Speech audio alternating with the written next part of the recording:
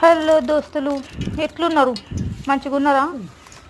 ఇవాళ మనం ఏం కూర చేస్తున్నామో చూసుకోరిగా. ముందుగా ఒక బాండి పెట్టి కొంచెం ఆయిల్ వేసి జీలకర్ర ఆవాలు, పచ్చిమిరపకాయలు, లవంగాలు వేసుకొని మంచిగా కలుపుకోవాలి. కలుపుకున్న తర్వాత జర ఉల్లిగడ్డలు కోసుకొని వేసుకోవాలి. అవి జర గోలాలి. గోలిన తర్వాత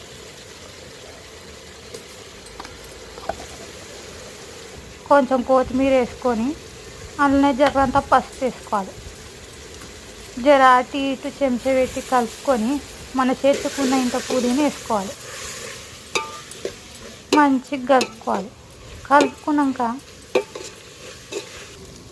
ఇక చూడురి దోస్తులు, మంచిగా చూడురి.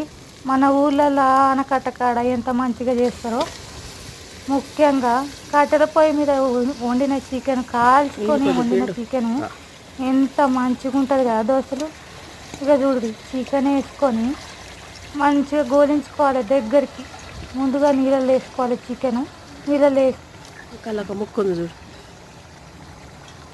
మంచిగా చికెన్ అంతా నీట్గా కడుక్కొని వేసుకున్నాక అది మంచిగా దగ్గర పడ్డాక జర్రని టమాటాలు వేసుకోవాలి. ఒక 2 టమాటాలు అయితే మస్తు అయిపోయాయి. ఇక చూసుకో దోస్తులు, జర్ర అంతా దాని మీదకే పుదీనా ఇంత కొత్తిమీర అలా వాడేసినామంటే కథం మూత పెట్టి దగ్గరికి గోలియాలి. అప్పుడు మన ఊళ్ళల్లో మన పెద్దోళ్ళు ఎంత మంచి కమ్ము వండుతుండే, మసాలా లేకపోతుండే, గీసాల లేకపోతుండే. అప్పట్లో కూరలు ఎంత మంచిగా ఉండే. ఇట్లా ఊర్లలో ఇట్టేయంగానే అట్టు ఉడుకుతుండే ఏ కూర అయినా. ఇప్పుడు అన్ని కెమికల్స్ అని అవని ఇవని వచ్చినాయి. ఇక జర్రంత కారం వేసుకొని, ఇక మీకు తగినంత, మేమైతే బాగానే కారం దట్టికి తింటాం. తెలుసు కదా ఊరోళ్ళం ఎట్లుంటుంది. తెలంగాణ వాళ్ళం సుక్క ముక్క ఉండాలి. గిత కారం వేసుకొని మంచిగా కలిపి మీ అక్క తింటలే మంచిగా తగినంత ఉప్పు కారం వేసుకున్నాక మూత పెట్టుకోరి. అది దగ్గర పడ్డాక జర్రంత నిమ్మ చెక్క విండుకుంటేలే మీ అక్క మీరు వేసుకొని తింటే తిను, నా మీద పెట్టకు నువ్వు.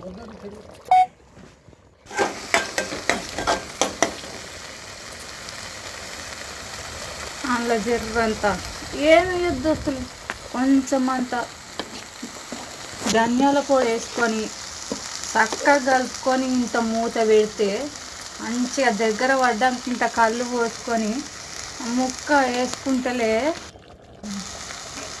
బా